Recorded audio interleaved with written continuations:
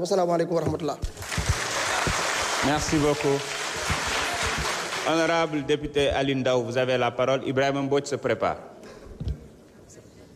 Ibrahim Mbodj se retire.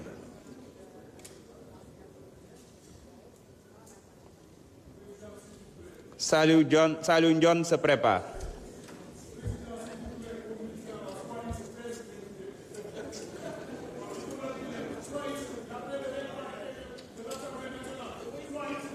buñ ko appliqué woon doo des ci salle bi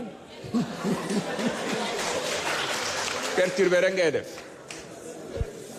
jërëjëf président maa ngi nuyu mes amis ministres Ousmane Diagne et ministre du travail di nuyu seen collaborateurs yi di nuyu honorable député yi di wax ne loi d'amnistie bi nga xam ne moom la Macky Sall voté lu woon en 2024 ay tappale kese la ndax mënoo jël say policiers say gendarmes ñu tiire ci ay manifestants ñii ñu rey leen ñii ñu gaañ leen ñu am ay infirmité à vie nga xëy benn jour imposer ñu loi d'amnistie parce que en fait cette loi d'amnistie nous a été imposée. Abdou Mbow dit que am na ñu doon ñu ci d'accord mais même su fekkee ne Ousmane Sonko d'accord na ci même su ci Bassirou Diomaye Faye d'accord mais quelqu'un qui est en prison nga ñëw ne ko yow dama lay amnistie mais loolu defuloo ko pour ñoom defuloo ko pour askan bi waaye sa bopp nga ko defal parce que ñoom ils sont dans une position de faiblesse telle que mais mën nañ nga wax leen ko ñu d'accord te damay wax ne loi d'amnistie dafay emporter l'adhésion de tous les citoyens mu war a déboucher sur un apaisement sur une situation d'apaisement mais loi d'amnistie bii ñu Macky Sall defal lim ci jublu woon mooy fexe ba maanaam ginnaawam mu defar ginnaawam ba su fi jógee moo ak ñoñam du ñeen mën a topp parce que loi d'amnistie bi ay ndëgg sërëx li ci def en réalité parce que xamoon na ne bés bu ñu demee ba koy modifier dinañ am coow lu mel nii ay la question de la rétroactivité ak yeneen mais problème bi mooy que ñoom bi ñuy def loi bi li ñuy wax ne le malfaiteur le criminel revient toujours sur les lieux du crime mooy que ñoom dindiwuñ ci torture des actes de torture or torture c'est des faits qui ne peuvent pas être amnistiés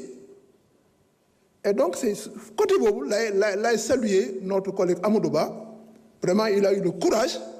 ñëw indi cette loi interprétative leeral le champ d'application de la loi d'amnistie parce qu'effectivement une loi d'amnistie ne peut pas amnistier tous les faits criminels et correctionnels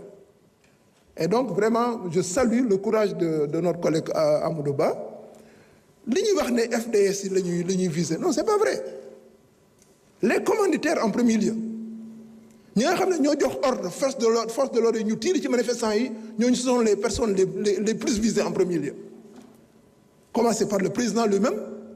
le ministre de l'Intérieur ministre des Forces armées etc tous qui ont donné des instructions pour tirer sur la population que texte bi daf la viser et donc on n'a pas besoin sauf ñu tomber sur un agent de la force publique boo xam ne dafa délibérément et d'une manière méchante dafa gis benn nit tirer ci moom directement kooku moom dañ ko traduire en justice et lii c'est pas nouveau man maa ngi rappelé wu première conférence bi coalition Diomaye defoon man bi ma ñëwee on m'a donné la parole j'ai dit aux forces de l'ordre que faites attention bu leen topp Macky Sall ci li muy def parce que su ngeen fi rey nit Macky Sall day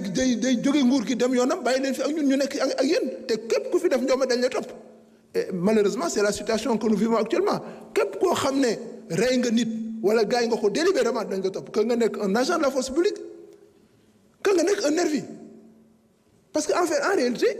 ñun gis nañ tout le pays a vu tout le monde a vu que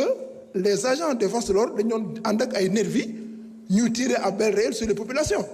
et donc man je pense que cette proposition de loi cette proposition interprétative vient à son heure et je demande à ce que ñëpp voté ko merci.